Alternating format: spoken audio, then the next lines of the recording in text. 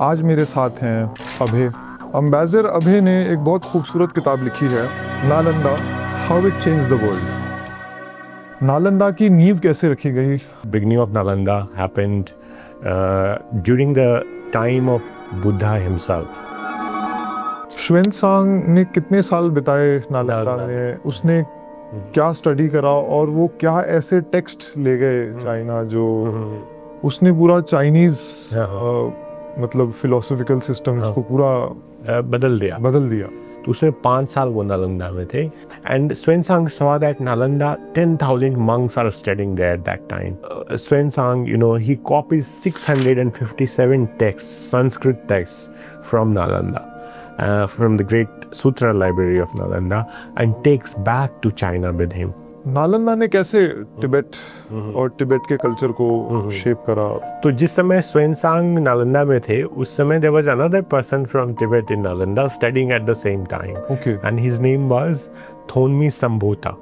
And today's, when you meet or hear the Dalai Lama, he always, His Holiness, he says that Nalanda is the mother of Tibetan Buddhism. Nalanda में admission process कैसे होता था? और Nalanda was so famous, it was like the Oxford and Harvard of that day.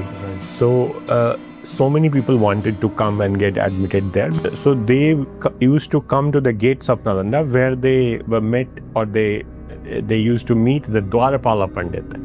And Dwarapala Pandit would engage them in debates and discussions. Oh, wow. And those who were successfully able to engage were admitted, and the success rate was only 20%.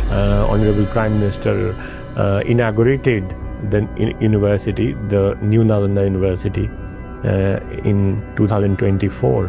It's become again an international center for learning. There are 400 students there studying there from as many as 28 countries. So all these things, is so heartening to see. नमस्कार, जन मन गण के नए episode में आपका स्वागत है। आज मेरे साथ हैं अभय, अम्बेसडर अभय। अम्बेसडर अभय ने एक बहुत खूबसूरत किताब लिखी है, Nalanda, how it change the world, जिसमें अम्बेसडर अभय लिखते हैं कि नालंदा एक यूनिवर्सिटी नहीं, एक एरिया ही नहीं, एक सोच थी, एक ट्रेडिशन था जिसने दुनिया को बदला। Ambassador Abhay, thank you so much for being on the show. मैं अपने पहले सवाल से शुरू करता हूं और मैं दर्शकों को ये भी बताना चाहता हूं कि एक ऑथर के साथ साथ आप एक डिप्लोमेट भी हैं। आप DG ICCR, deputy DG ICCR हैं। मैं अपने पहले सवाल से शुरू करता हूं। नालंदा, हम बहुत सुनते आए हैं नालंदा के बारे में। एक यूनिवर्सिटी थी, एक ट्रेडिशन था। नालंदा की नींव कैसे रखी गई? How did it start? Well, first of all, thank you so much for having me on your show, Jana Mana Gana. And I, first of all, would like to share as well that I am from Nalanda. Oh, wow, sir. तो मैं नालंदा से हूँ, इसलिए मैंने ये किताब लिखी है। और मैं चाहता था कि नालंदा की जो पूरी कहानी है, the whole picture, the whole story of Nalanda should be told in an articulate way. And जो beginning हुई नालंदा की, the beginning of Nalanda happened during the time of Buddha himself. So Buddha, when he left Kapilavastu, he came to Rajgarh, which was the capital of Magad that time, Magad kingdom of Magad that time. And Buddha, he came to Rajgarh because Rajgarh was the most happening place that time. It was the capital, not only the political capital of Magad kingdom, but it was one of the most important centers for art and culture. So not only Buddha, but Mahavir, the 24th Tirthankar of Jainism, and also other great philosophers, Ajit Kesha Kambali or Makhai Ghoshal, they were all in Rajgarh at that time. They all had their own independent philosophies. And Magad had a cult of, Naga worship. So Nalanda is located just 10-12 kilometers away from Rajgarh. and Rajgriha, and Nalanda was that time a great center, sacred center for Naga worship. Therefore, Nalanda is also known as Nag Ananda. A place blessed by the Naga. And in fact, you can see the cover of the book. There's a serpent on the cover, and it's actually Nalanda is a name of a serpent, name of a Naga. So, so that's the origin of Nalanda. Nalanda, in fact, is older than all of them, Buddha or Mahavira. It was a sacred place. So, but Nalanda as as a center for Buddhism, it becomes after the arrival of Buddha there. And more important than that is the birth of Sariputra and Mogglayana, the two great legends of Nalanda, who became the first chief male disciple and second chief male disciple of Buddha. So Sariputra and Mogglayana met Buddha at Rajgriha, but they were both born at Nalanda, and they had gone to Rajgriha to search for enlightenment, and they were disciples of another teacher called Sanjay Belatiputta. But when Buddha came, they heard his words, and when they heard him, they felt that they are very close to enlightenment, and they joined Buddha, not only themselves but 500 other followers of Sanjay Belatiputta, and Buddha made them the first chief male disciple and second chief male disciple. Then 300 years later from that, in 3rd century BC, it was Emperor Ashoka who went to Nalanda to honor Sariputra, because he was not only the first male chief disciple, but he was also the Dharma Senapati of Buddhism. He is the person responsible for taking Buddhism to great heights. So he honored him with a stupa in Nalanda, and that stupa became the nucleus around which the whole Buddhist Bihar of Nalanda grew. King Ashoka also established a Buddhist Bihara to teach Abhidharma, or the higher dharma. Yes, Abhidharma, because Abhidharma had been compiled during the time of Ashoka at the 3rd Buddhist Council. So, so that was the time when there was a need to teach Abhidharma, and therefore there was a need of a Bihar, a more durable Bihar beyond the Bassa, beyond the rainy season.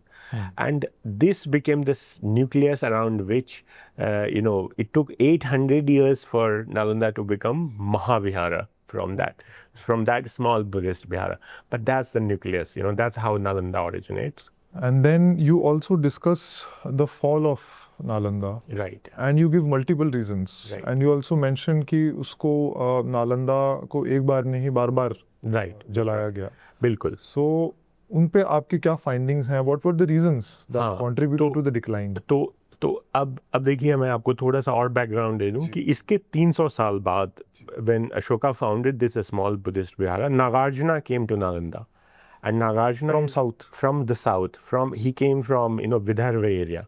So present day Andhra Pradesh, you can say. So he is the philosophical founder of Nalanda. He led the philosophy of Sunyata or Madhyamaka, and that became, and not only that, Nagarjuna is the architect of alchemy, architect of so many books, and his main disciple, Shantideva, comes from Sri Lanka, in fact. Oh, wow. So then Nalanda had already become an international center in 1st century AD, 1st to 2nd century AD, a Buddhist international center, you can say. But by 5th century AD, it had Asanga and Vasubandhu coming, and formal structure, of a Mahavihara was laid out during the Gupta, the Gupta Dynasty. So Kumar Gupta I is officially considered the founder of Nalanda Mahavihara, the great Buddhist monastery of Nalanda. Though it existed as a vihara, for all these 800 years. And it had great teachers like Nagarjuna and Shantideva and others, Sangha and Basavandhu. But by 5th century AD, it becomes a Mahavihara or a great Vihara, with the complete separation of the temples towards the west and the Viharas towards the east. In 7th century AD, it's a place where 10,000 monks are studying, as per Xuanzang, who comes all the way from China to Nalanda to copy a sutra from its great library, Yogacara Bhumi Sutra. Now, when Nalanda is founded in 5th century AD, it's the time of the Huns invading India. Yes. And just after its foundation, Huns, they damage it. They try to destroy it, But that time you have the great Gupta Dynasty, they rebuild it, Because you can destroy anything, but, if you have the resources, it is rebuilt immediately. Then, later on, it is said that Shashank, from the Bengal, he came to Nalanda and destroyed it, But not completely, of course, because that time also it was a time of Harshvardhan. And Harshvardhan, it seems that he not only rebuilt, most of the damaged parts, but also dedicated double the number of villages which were supporting Nalanda from 100 to 200. And so the third time, it was the end of 12th century. It was end of the Pala Dynasty, Right. And that time it was it is destroyed by the Turks, like the Huns came, like Shashank came, the Turks came, and Turks, but when Turks destroyed it in the end of 12th century, beginning of 13th century, there is nobody to rebuild it. Okay. So Nalanda, after that, lapses, it goes into oblivion. So these are the three. Okay, very interesting. Yes. And उसके बाद हम बात करते हैं, you discuss vulture speak. Right, Rajgir. Rajgir, Gridkut जिसको Right, कहते right. हैं. It's a beautiful place, Right. midst of forest. It's a small एक peak है. उसका बुद्धिज्म में और एक ब्रॉडर नालंदा के कॉन्टेक्स्ट में we would love to know your thoughts. तो देखिए, राजगृह, दो Buddha gave his first sermon after his enlightenment at Bodh Gaya at Sarnath. But it is Rajgriha, the Gridkut at Rajgriha, which plays the most vital and important role in the spread of Buddhism.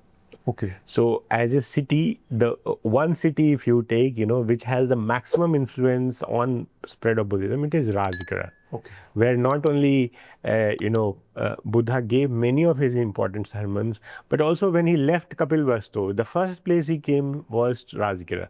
And when he gave first sermon at Sarnath, he came back to Rajgriha. Because Rajgriha was the political, economic, and and military. I mean, all kind of, it was the center of North India at that time. So Gridkut Parvat is the most beloved place of Buddha in Rajgriha, and he goes there often, sits there and gives his important sermons. And when Nagarjuna, comes in 1st century with the philosophy of Shunyata, he says that this philosophy comes from Buddha's Heart Sutra. Okay. So, and he says that it was given by Bodhisattva Avlokiteshvara. Avlokiteshvara. To Sariputra, who is from Nalanda. Okay. So Nagarjuna is in fact, is the writer of these sutras, but he antedates these 600 years ago to Gridkut Parvat. Because it's something which is sacred, So everybody knows today, if you ask any Buddhist, Mahayana Buddhist particularly, they know Rajgriha for Heart Sutra. Right.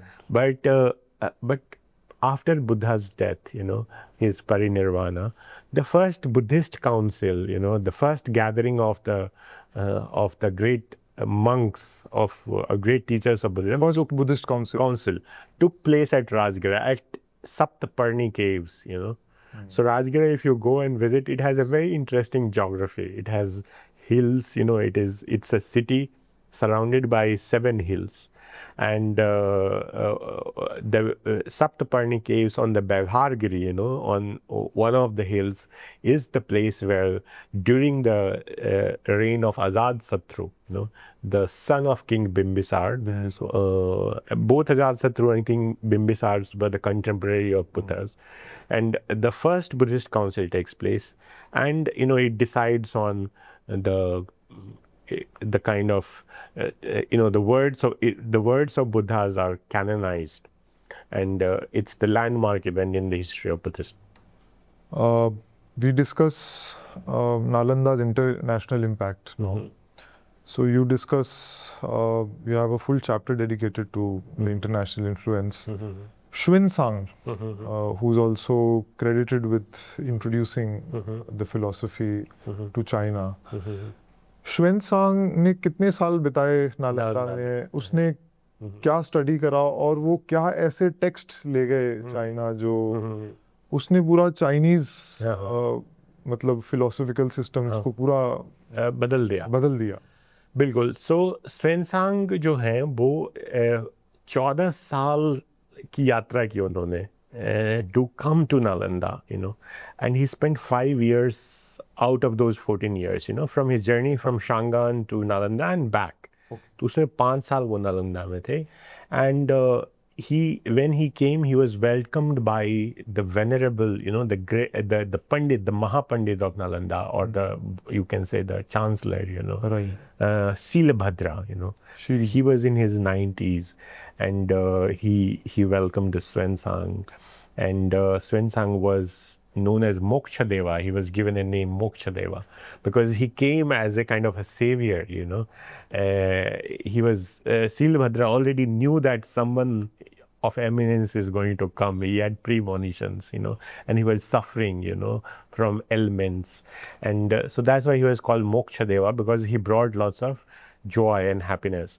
And Xuanzang saw that Nalanda, 10,000 monks are studying there at that time, and every known subject is taught there. Every subject or every discipline of which is known to the mankind, whether it be chemistry or ophthalmology or medicine or astronomy or mathematics, is being taught at Nalanda.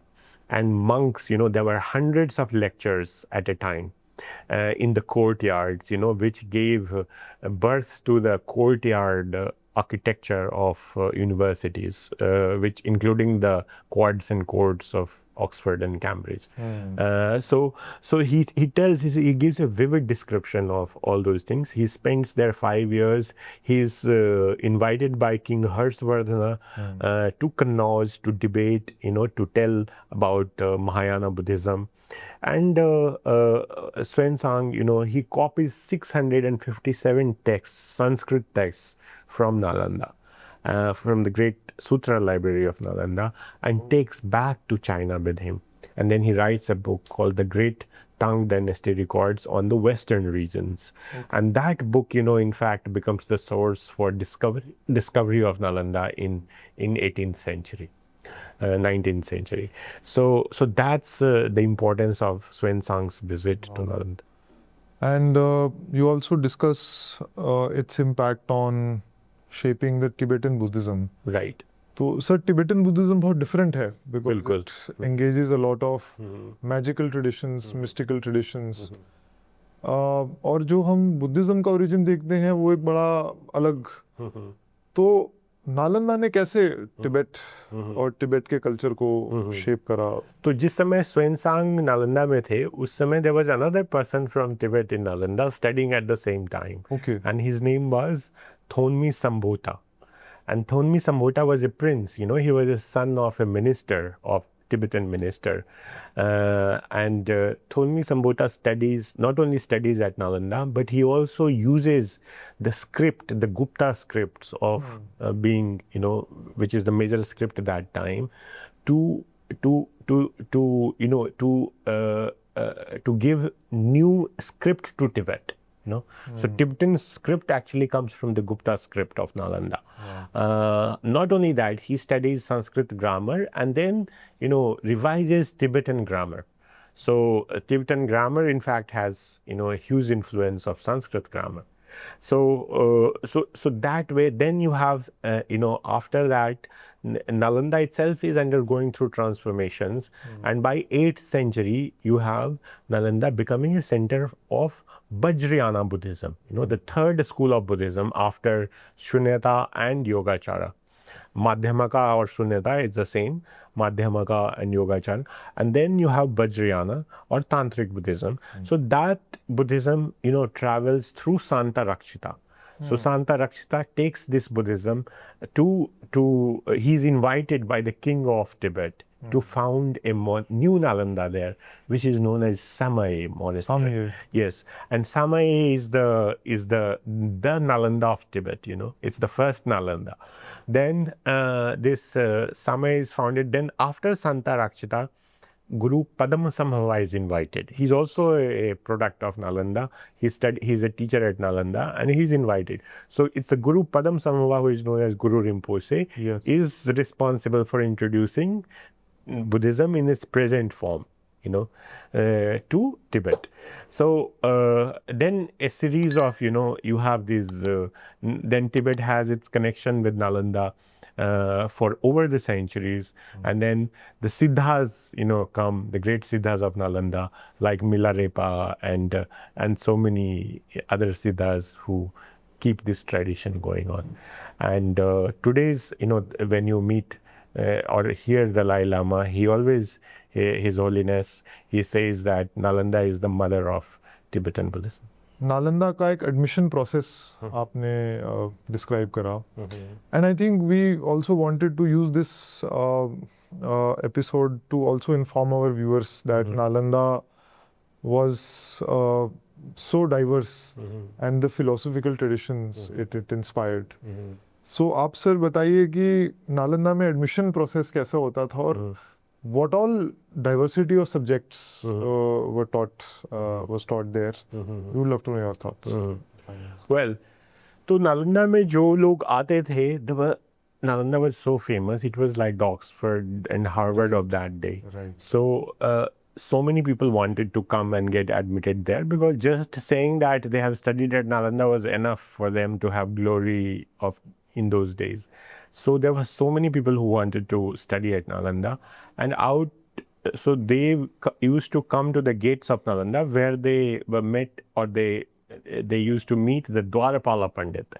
And Dwarapala Pandit would engage them in debates and discussions. Oh, wow. And those who were successfully able to engage were admitted, and the success rate was only 20%. So it was a very tough admission process of only 20% people getting inside. And they came to study, everything at Nalanda, because Nalanda was not like, that you are going to study there physics or chemistry or something. Nalanda had an interdisciplinary approach, what we call the Renaissance approach, where you study everything, and that's from there the idea of a university comes, because at the heart of university is the word universal. And that was the source of universal knowledge. With universal faculty, Nalanda did not have only teachers only from Magadh or only from North India or from South India. It had, teachers or, highly learned scholars from all across the known world. And that's how the universal word comes. So you have at Nalanda, Nalanda is sort of a built, it has a courtyard system where the lectures happen, and around that courtyard you have the hostels or the cells of the monks. So it's a residential university. So once you enter Nalanda, everything is taken care of. Wow.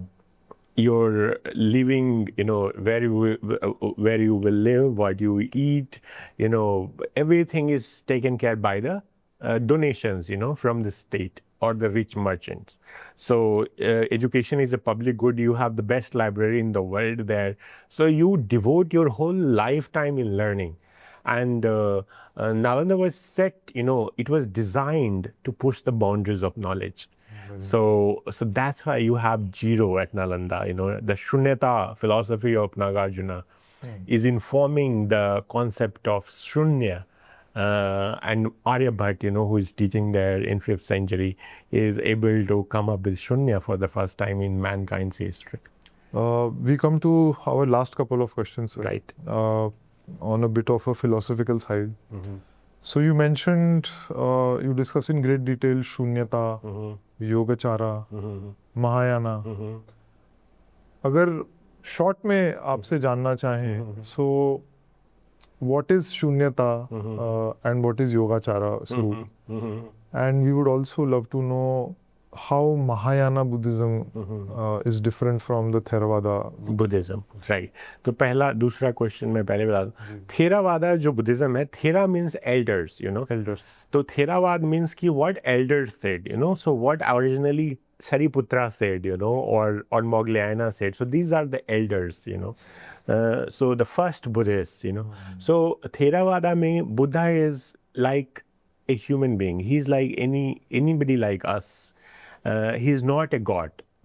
But in Mahayana Buddhism, Buddha becomes a god. And he's worshipped, his statues are, created, and he becomes a god who is being worshipped. And you have the concept of bodhisattvas, in Theravada Buddhism, there is no bodhisattvas, there is no... Bodhisattva means? Bodhisattvas are those beings who are, who are capable of being of enlightenment, but they withhold their enlightenment to help others, Very interesting. So it's like being a mentor, So if you are in today's world, a mentor would be like a bodhisattva. Okay. Very interesting. So you have stopped your enlightenment consciously to help others to go, to show them the path of enlightenment. So in Theravada Buddhism, there are many countries which practice Theravada Buddhism, for example, Sri Lanka or Myanmar, but Mahayana Buddhism, actually spreads from Nalanda. So you have Xuanzang coming to Nalanda and taking it, Itsing coming there, and a number of monks, a huge number of monks, which I have given details of, who visit Nalanda and take it from there. Korean monks like Haicho, So, and the difference between, three philosophies, Madhyamaka or Shunyata. Shunyata says that, the ultimate reality is Shunya. And it says that it comes from the Heart Sutra or Hridaya Sutra of Bodhisattva Avalokiteshvara, and ultimately from the Buddha's own philosophy of the theory of codependent origination or Pratitya Samutpad.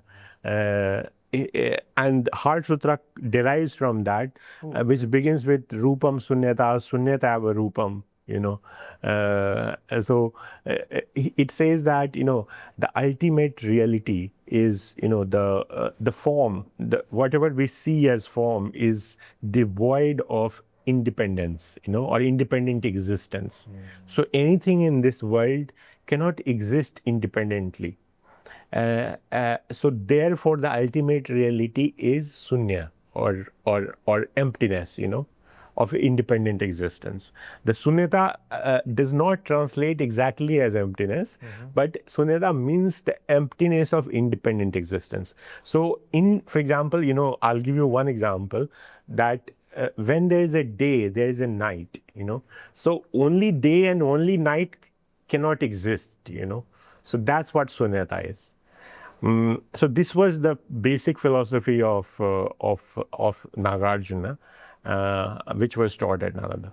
Yogacara, brings a new philosophical system, and Yogacara, brings about this that the reality can be, realized through yoga. you know.